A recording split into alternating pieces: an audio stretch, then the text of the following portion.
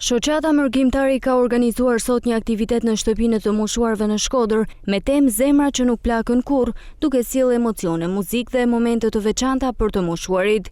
Drejtoresha e shoqatës Mërgjimtari Lina Pjetri u shpreh se qëllimi i aktivitetit ishte që të moshuarit të ndihen të vlerësuar dhe të kalojnë disa orë ndryshe nga përditshmëria e tyre. Ajo përcolli edhe një mesazh për të rinjt, duke bërë thirrje që të mos i braktisin të moshuarit. Shoqata Mërgjimtari 2022 me kryetar Zotin Agim Antoni, në bashkëpunim me Ministrinë e Kulturës, Rinisë dhe Sportit, organizon një aktivitet kulturor këtu në shtëpinë e pleqve në Shkodër, me temë Zemra që nuk plakën kurrë. Dhe qëllimi i këtij aktiviteti është që t'i gëzojmë dhe t'ju ndryshojmë një ditë, të bëjmë një ditë ndryshe.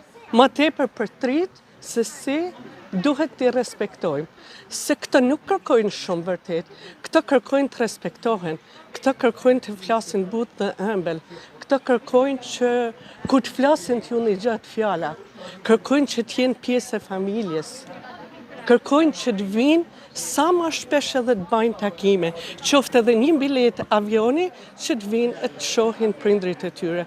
Drejtori i shtëpisë të moshuarve në Shkodër Fatjon Hoxha vlerësoi rëndësinë e aktiviteteve të tilla, duke theksuar se ato ndikojnë pozitivisht në gjendjen emocionale dhe sociale të moshuarve. Janë shumë të rëndësishme për jetën sociale të moshuarve tonë.